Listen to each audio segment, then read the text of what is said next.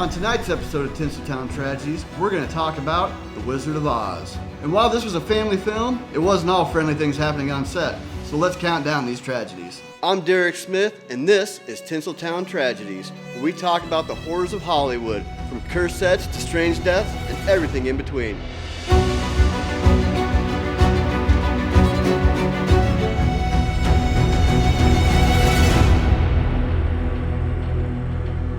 A fantasy musical film based around the 1900 book, The Wonderful World of Oz by L. Frank Baum. Directed by Victor Fleming, The Wizard of Oz follows Dorothy, played by Judy Garland. And after a tornado rips to the Kansas farm that she lives on, her and the little dog Toto are swept away to the land of Oz.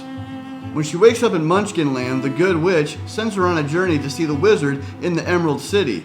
So, off she goes down the yellow brick road, where she meets the Tin Man, the Cowardly Lion, and the Scarecrow. But like any good film, there's gotta be a bad guy.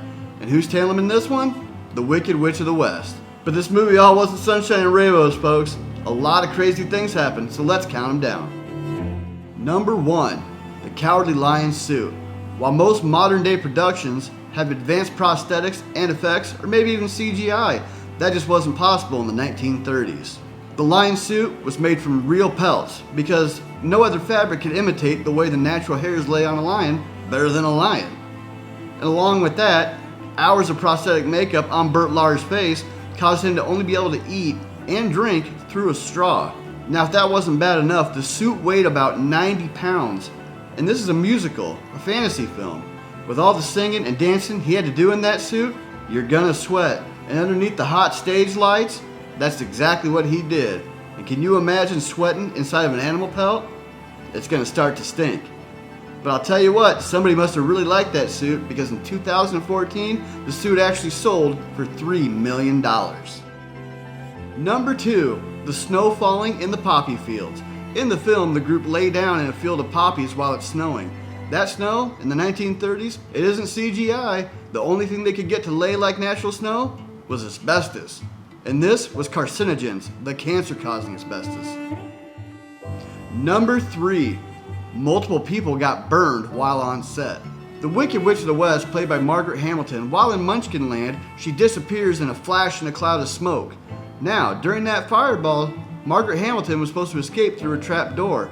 That trap door failed, so the fireball went off directly in her face, burning the eyelash and eyebrows off the right side of her face and all the skin off of her right hand. Now, the production didn't seem to mind because nobody took her to the hospital. Margaret actually had to phone a friend to take her. And the very next day, the studio called wanting to know when she was going to be back on set, which wouldn't be for almost 6 weeks. Then, when she did come back, she had to wear green gloves instead of the usual makeup that the witch had because there was exposed nerves on the back of her hand. But that isn't it. Margaret's stunt double, Betty Donko, was the witch riding on the broom. Now, if you've seen the movie, the witch's broom emits smoke. Now, the pipe that emitted the smoke on that broom actually exploded while Betty was on it, causing severe burns on her legs, which left her permanently scarred for the rest of her life. Number 4, the Tin Man. The Tin Man, who was originally played by Buddy Ebsen, had to have the metallic look, and the studio used pure aluminum powder to give him that metallic look. Unfortunately, Buddy woke up one morning with cramping in his hands, arms, and legs, and having trouble breathing. And after breathing in all that aluminum dust for so many days, Buddy actually spent 2 weeks in an oxygen tent. The studio called, just like they did with Margaret, wanting to know when he was going to come back. Unfortunately, he wasn't able to come back and was replaced by Jack Haley. And Jack Haley, while they didn't use the pure aluminum powder on him, still developed severe eye infections from the silver makeup. Number 5, Judy Garland's drug abuse. Judy Garland, who played Dorothy, was only 16 at the time of principal filming. Now, she's supposed to be a young girl, and to keep that youthful look, she was kept on a strict diet. Her and the crew were encouraged to take stimulants throughout filming, so no one would get tired and take a little nap in between takes. By the time principal filming had wrapped, Judy Garland had developed a severe addiction to barbiturates and amphetamines, an addiction that would follow her all the way until her death, June 22nd of 1969. She was only 47 years old. But that wasn't the only tragedy for Judy Garland on this set. Director Victor Fleming actually slapped Judy across the face for giggling during a take. And to add insult to injury, Judy Garland, the star, Dorothy, was the second lowest paid actor on the cast. She only made more money than her little dog Toto.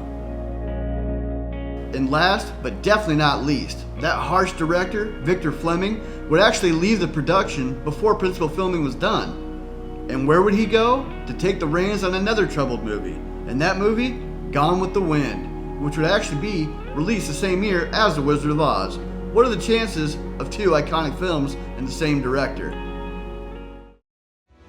And that's it for this episode of Tinseltown Tragedies. Thanks for stopping by, and I hope you enjoyed. And if you haven't yet, please like, follow, and subscribe Mediaverse Studios to see what we got coming out next. Always something great for you to enjoy.